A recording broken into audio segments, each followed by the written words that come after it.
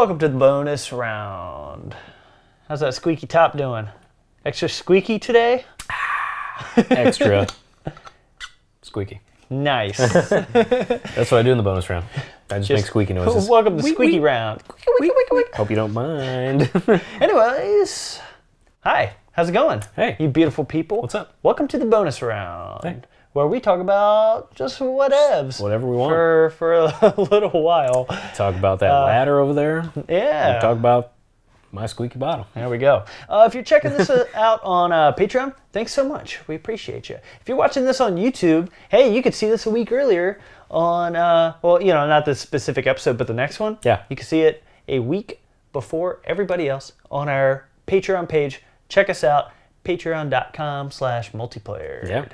And you can just talk to me if you do that. So anyways, let's get right into this. Yeah. So on our last episode, we were speaking about Nintendo and As we typically Nintendo's. We do talk about Nintendo a decent amount, but Nintendo's newest president. Yep. Fuyikawa. I'll remember it eventually. I'm getting there. Shuntaro Furukawa. Fuyikawa. Is that how you say it in Japanese? Fuyu? I would assume so. I thought it would be like Furukawa.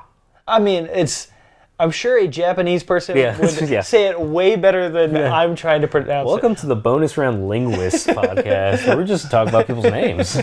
But I'm trying. I appreciate the effort.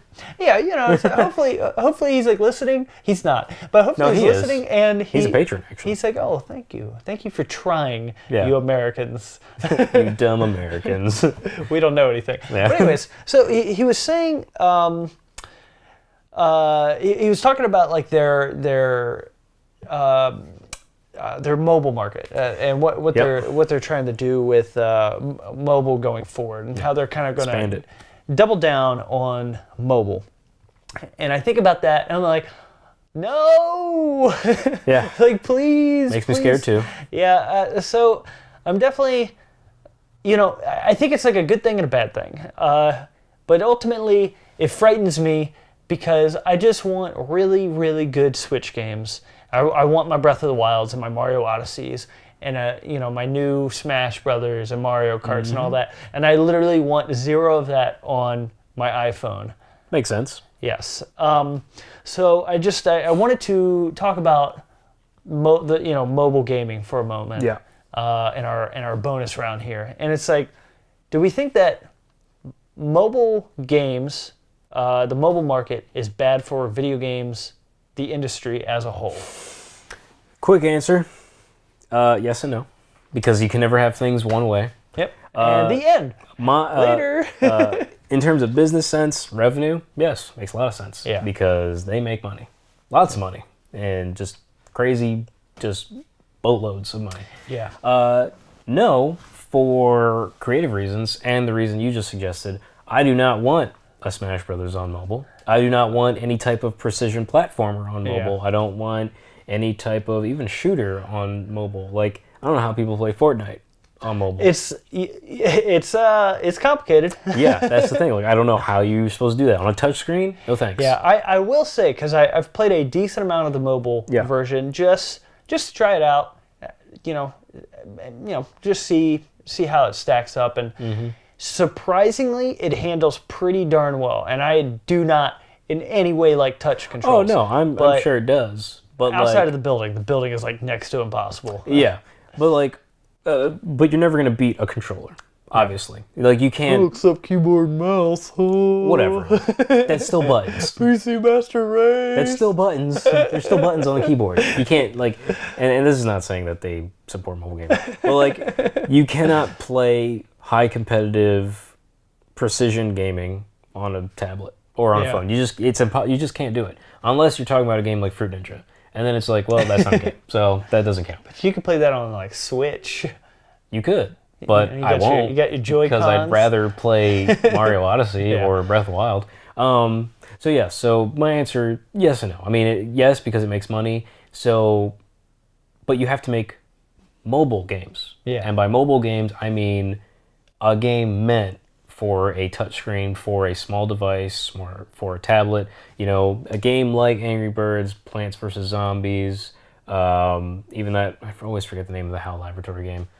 The crane game that they made. Part-Time UFO. Part-Time UFO. That game's great. It is. That game is fantastic. I really and like when I imagine they say mobile games, Nintendo, I imagine a game like Part-Time UFO, but with Nintendo characters. And not saying it has to be a crane game, but like taking Mario crane game. Actually, you know, I would take that Mario Land 2 crane game. That's a good game. I was going to say, like, I think what would be really cool is if they did a mobile Mario Party game where... I didn't even think about Mario Party. Yeah, I think that could be a great mobile game because, you know, yes, there is precision platforming in some of the mini games, but if you redesigned mini games that were meant for touch phones or touch tablets, I think that's a perfect game. Yeah, I mean, like I mentioned in our previous episode, when it comes to Nintendo and controls, I trust them more than anybody else in the world. Yeah. They can just take the weirdest control scheme and just make it work. They figure it out. From you know, the Wiimote to, you know, the nunchuck, which is like a weird peripheral, but I actually love the Wiimote nunchuck. Together. It's like super comfy and just made sense with so many games. You know, you have the Wii U touchpad, you know, the DS touchpad. I mean, they've always kind of, you know, the light gun, like they've had weird controls over the course of their entire history in video games, and it's like, and they know touchscreens. They know touchscreens. Yeah. At this point, they would have a good understanding of them. Yeah. And I mean, it's like you said, like if there is a company that you want to put trust into making mobile games for mobile platforms, it's Nintendo. Yeah. And not to say they've made these stellar, amazing, you know, games, but like, you know, when you take games like Pokemon Go, for example, and I know that's not Nintendo's Pokemon company, but I still put it under the umbrella. Sure. Sort of. To the Animal Crossing game, Super Mario Run, Fire Emblem, like those games are like, and we said it in the episode, like they're fine. Yeah. Like they're not nothing. Oh my God, this game! Like I need to play it. But I think for the mobile audience, for who you're going after, I think they're perfect. Yeah. Because I like honestly like for me personally, like when's the most time you spend on your phone? Sitting on a train, sitting on the toilet, sitting on a bus, you know, just sitting when you're sitting down waiting for something to happen pretty much. or to go somewhere. That's the time you want to invest in your mobile games. And like, you know, those games are perfectly built for those scenarios where you're like, well, I got 20 minutes to kill. So I'm just gonna play Super Mario Run and it's fun. I don't have to worry about precision platforming skills. It's just jump when I need to jump, and that's pretty much it. So I think it's okay. It's an okay idea for Nintendo's perspective. Now, saying all that, is it better for the industry in general? I don't know. I'm very scared about it. Yeah, it's weird. It's one of those things where it's like there's good things and there's bad things about it. Yeah. And it's like it's hard to just be like definitively be like, oh, it's killing the games industry or something like that. Right. Like it's one of those things that I think everything kind of has its place, and it's like there are like those mobile games that, like, you know, they work on a mobile device and they can live there. It's like things like Clash of Clans and stuff. Yeah, it's like, it can live there. It's fine. It doesn't bother me. They don't bother me. You know, I don't bother them. It's like we're good. There's a mutual respect. Yeah. It's actually, I played Clash of Clans for a little while. It was fun. I played Plants vs. Zombies for forever because I love that game. Yeah, I've never played the mobile version. I did, and it's still. I mean, it's not as good as. To me, a controller will always rule. Yeah. But I think it's a perfect game for your mobile phone. I really do. I think it's fine. Yeah, but there are things with the mobile side of video games that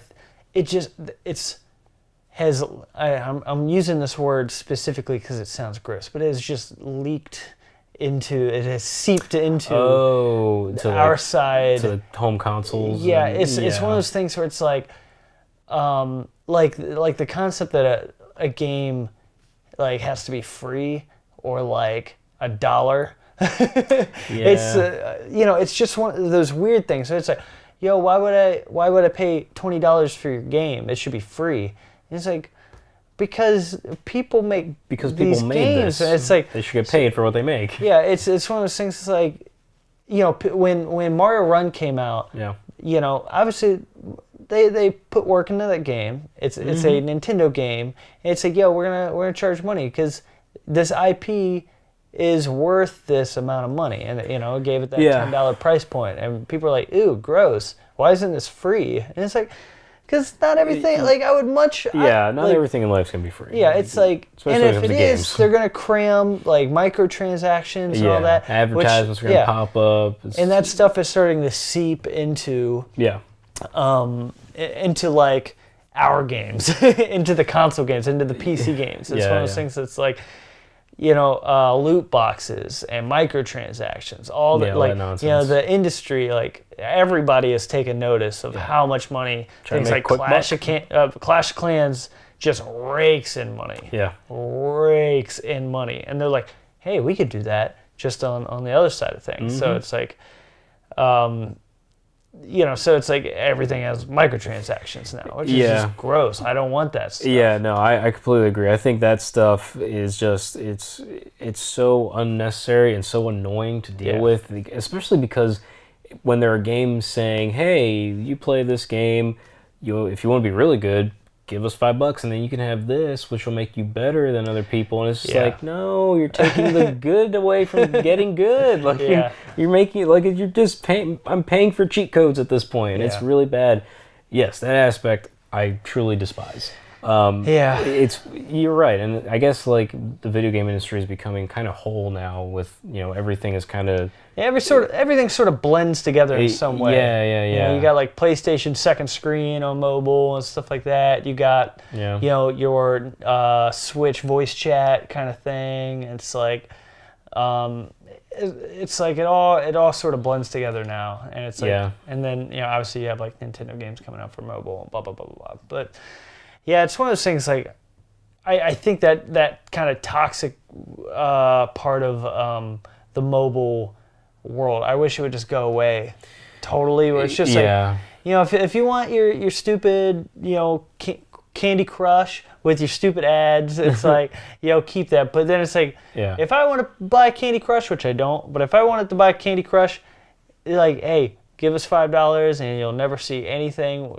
We'll never talk to you again. Here's your video game. It's like, okay, I can deal with that. I kind of want that with, it's like I want that with my, like, for instance, I play Fortnite, and there's no way for the Battle Royale to just buy the game outright and just get everything that I want. Right. It's every season.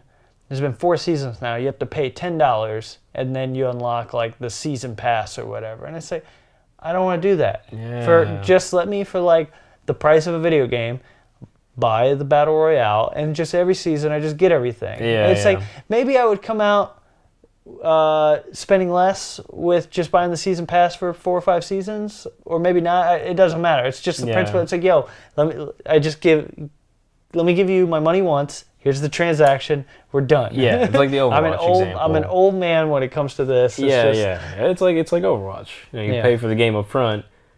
Everything else is good. Like, it's all free. Like, you get new seasons, new events, new skins, new characters. Like, if you want to buy loot boxes, you can, but you don't have to. I've not once bought a loot box. So I haven't felt the need. Yeah, well, you don't have to. I mean, it doesn't change the game. Yeah. It doesn't, like, you barely change anything you see. Like, as in terms of it's first person, it's not like you can see yourself in your outfit.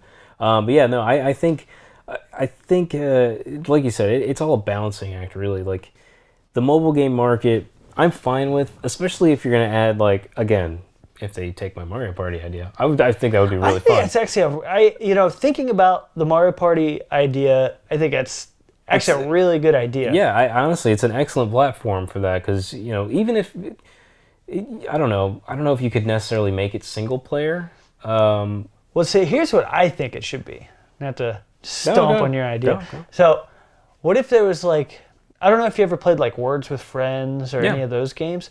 I think they should do a Mario Party version like that, where it's like, that way, pretty much it's just like, you get a notification on your phone. It's like, hey, your buddy Bill, his Yoshi character just rolled. Yeah. He went 5 spaces. He played this mini game and got like a this star amount of points or or whatever. coins yeah. Now it's your turn. And say, oh, I'm gonna crush him. And it's and then it's like then you roll, you do your spaces, and you play that same mini game.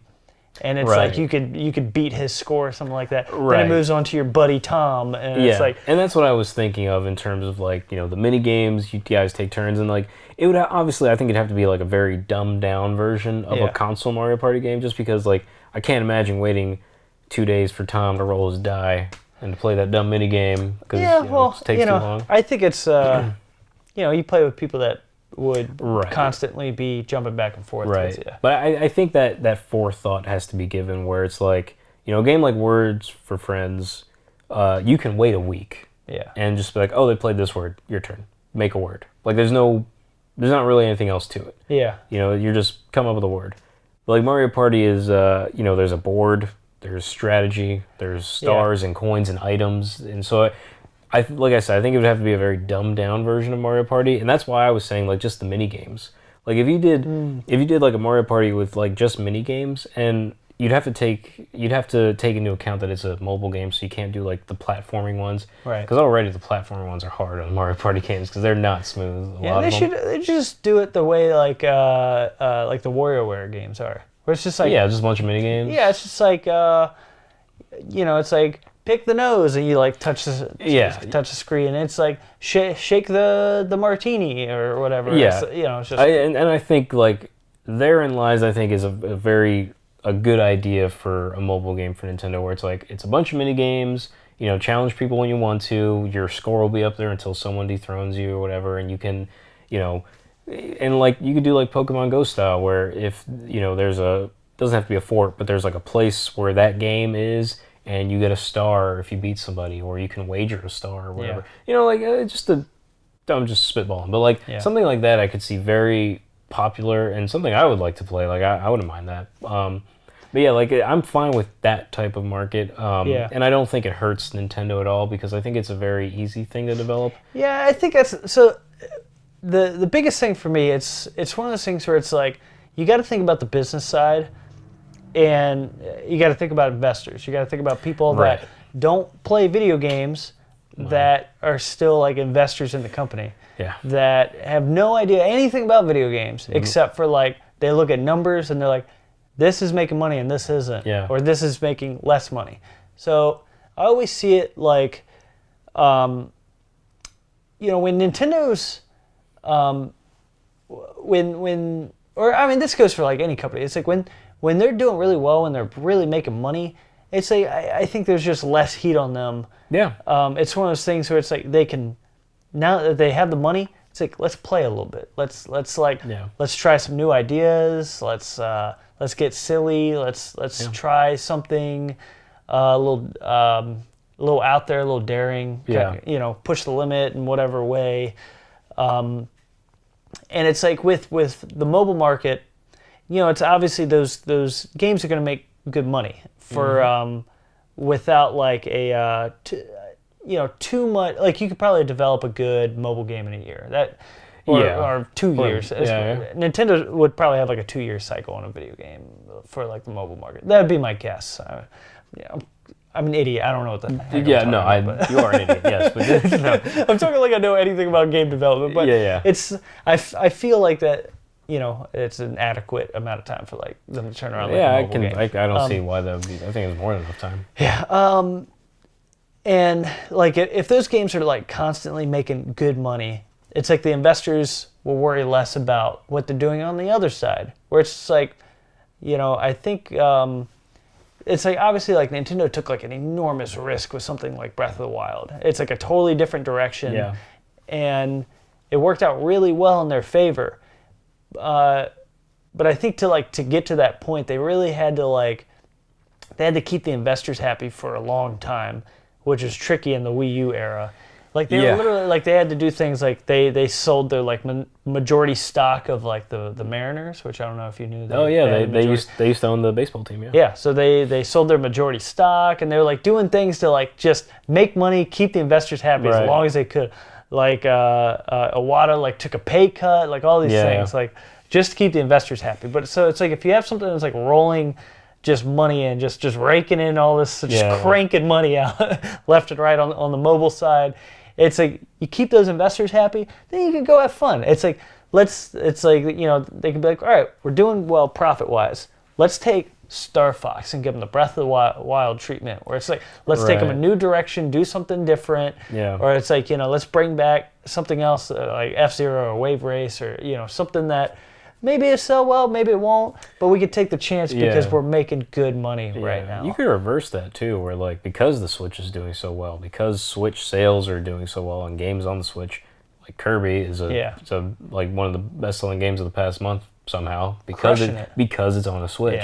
So like, it's like the reverse logic of that. It's like, well, the Switch is doing so well, let's do something funky on mobile. Let's do something different. And you know, we're still making money. The Switch is still one of the fastest-selling systems of all time, the fastest-selling system of all time in America, at least. Let's do something weird on mobile. Maybe that's his thought process. I don't know. Either way, I don't think it hurts them either way, or the industry in general. I like, you know, and I think, you know, it's like you said in our episode, like, people are looking for the next Pokemon Go. That set a precedent because everybody played it. Like, literally everybody under 35 years old play that game. Like, the demographic when I saw people playing was like 18 to 35. Like, it's like those people grew up with Pokemon or something. Exactly. Like, they grew up with Nintendo and they wanted, like, like a buddy of mine, Philly, was like, my dream has always been to walk around and catch a Charmander. And now I can do it. And also, it's one of the cool things about mobile games that's really good for the industry is it introduces people to video games that might have never ever played a game in their life. It's something where it's like, you already have a phone. It's like, even if you're playing something like Candy Crush, that's a video game. You are now playing a video game. And it was kind of like when the Game Boy came out, a big demographic was actually adults, like with a job because of Tetris. Because it's like, you know, you can get on the bus, you can pull out your game, you can play Tetris for 30 minutes, put it away back into your briefcase or whatever, and you're good the rest of the day. And mobile phones are kind of like that too. It's exactly like that. It's I can't remember if I think it was the last episode where I said it's like the gateway drug, you know? It's like it's like you've dabbled in Candy Crush. All right, what else can I play besides Candy Crush and Sudoku? Maybe I'll try you know, whatever game. It's this Mario Kart. I've heard the kids talk about Mario Kart a few times. Let me give it a shot. It's free. I can drive around. Oh, this is fun. I'm gonna get a Switch now. So you gotta drive and steer clear of all the ads. They throw you on the free version. Can you imagine?